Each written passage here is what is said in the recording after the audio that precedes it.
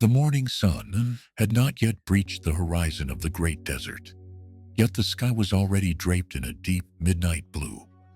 The wind carried dust, ancient dust thousands of years old, through the palm trees of the Zaytuna oasis. In the middle of this endless ocean of golden sand, this green sanctuary shone like a jewel, a harbor for the weary and the lost. Living on the edge of this oasis was an old man named Sheikh Hamza. His face was a map of time, etched with lines that told stories of patience. And in his eyes, there was the calm reflection of a soul completely surrendered to the will of God. Hamza had no money. His wealth was his prayers. One freezing morning, while gathering wood in the dunes, the silence was broken by a sound. Weak, desperate. It sounded like a dying animal. He moved slowly toward the noise, and then he saw it. A cub, matted fur, starving, half buried in the sand. It looked as if it had been there for days. As he got closer, he realized it was a rare Arabian desert wolf, likely separated from its pack by a storm. The cub growled when it saw him, but it was terrified, shaking uncontrollably. If it stayed here, its end was certain. The old man hesitated. Should he take this cub? Or should he leave nature to its course? And a bigger question haunted him. Could a wild wolf truly be tamed? He looked into the cub's eyes. He knew wolves were wild, but his heart whispered, "You cannot abandon a life in need." He took a step closer.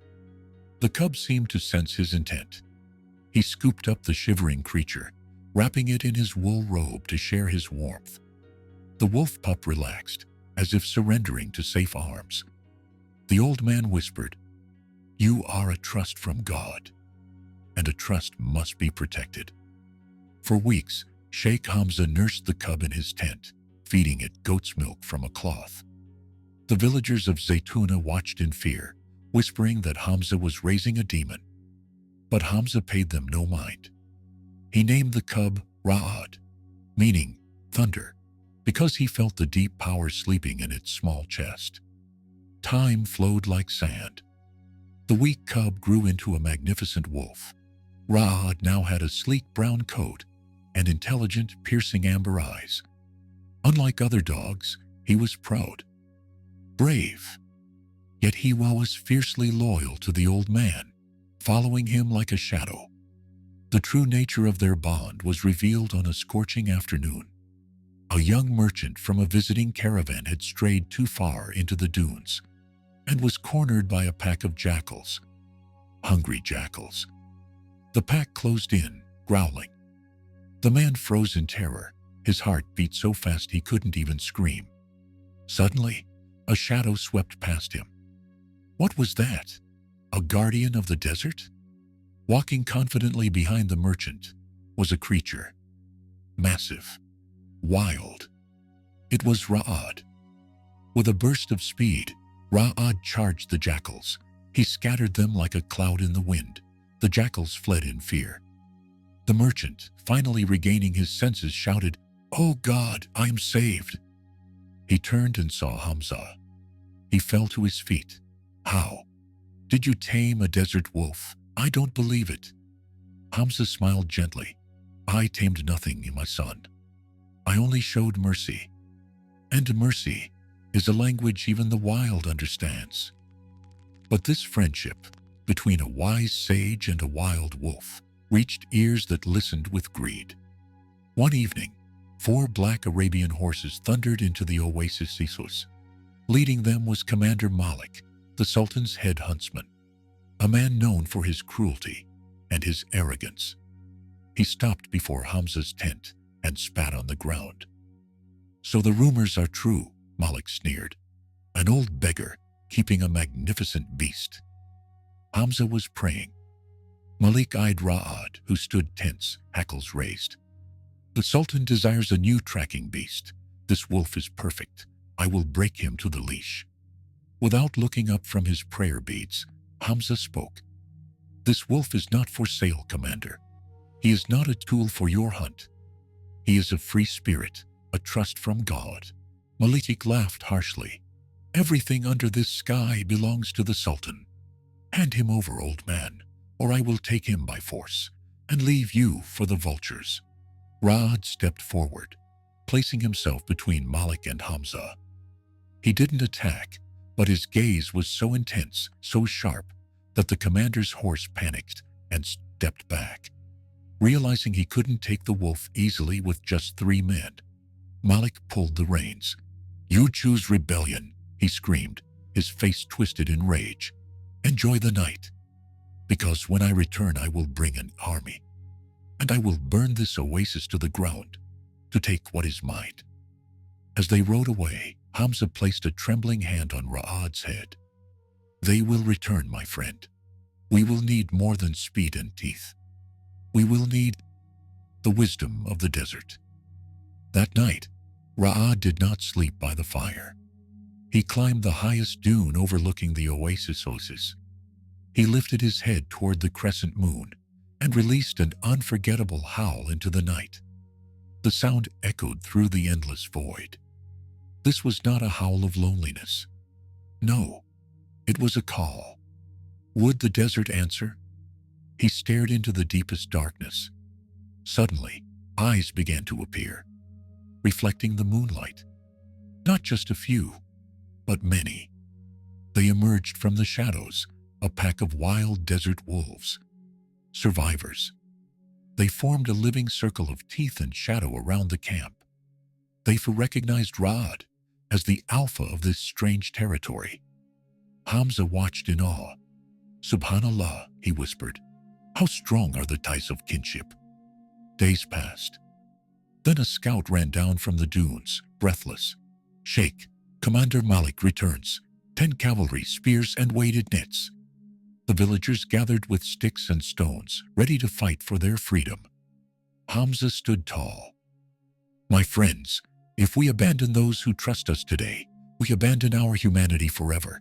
It is time to stand as one." Malik and his riders appeared over the ridge, faces teeming with bloodlust. "Last chance, old man," Malik shouted. "Give me the wolf." "He belongs to God," Hamza replied. "Where there is love, the heart remains." "Throw the nets," Malik ordered. The soldiers charged. But Ra'ad was too smart. He slipped under the falling nets and lunged at the horses, creating chaos. At that exact moment, a chilling chorus of howls erupted from everywhere. The wild pack attacked. They appeared from behind the tents like nightmares. Horses panicked, throwing their riders. Surrounded by growling shadows, the cavalry fell into disarray. Seeing his plan collapse, Malik drew his sword and charged at Hamza in blind fury. "Die, you stubborn fool!" Ra'ad saw the blade. He launched himself at Malik, locking his jaws onto the commander's wrist. Malik screamed, dropping the sword. He fell bloodied, with Ra'ad's fangs inches from his throat. Hamza walked over slowly. "Call them off, Malik, or the desert will swallow you today." Humiliated and bleeding, Malik signaled the retreat.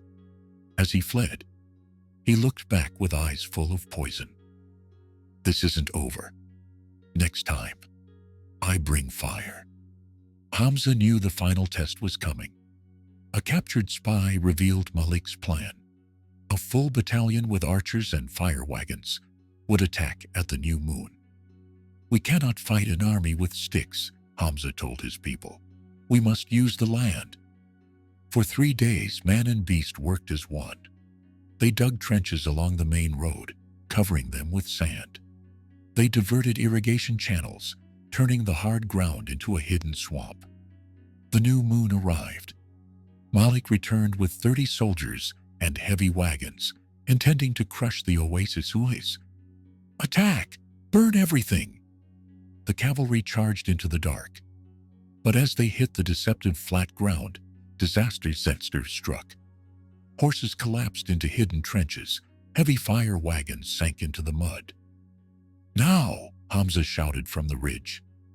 The villagers rained stones and arrows to confuse the enemy. Then, the wolves finished the job.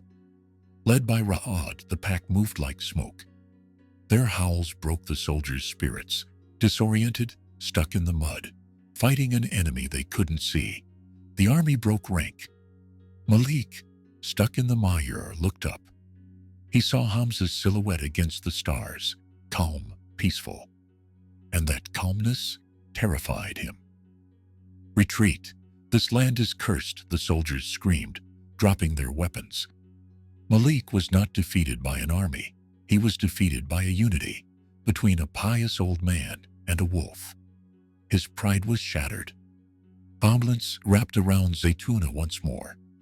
Ra'ad approached Hamza, nudging his hand. His gray fur was dusty, but he was unharmed.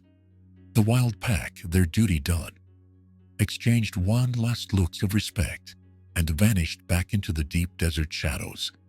Years passed. The story of the guardian of the oasis became a legend. One evening, as the sun set in gold, a child asked the aging Hamza, "Grandfather, why did the wild wolves come to help Ra'ad?" Hamza smiled, stroking the fur of his loyal companion. "Because, my child, loyalty is a call that echoes further than a howl. When you protect what God has entrusted to you, God commissions the world to protect you. It wasn't claws that saved us. It was the bond of trust."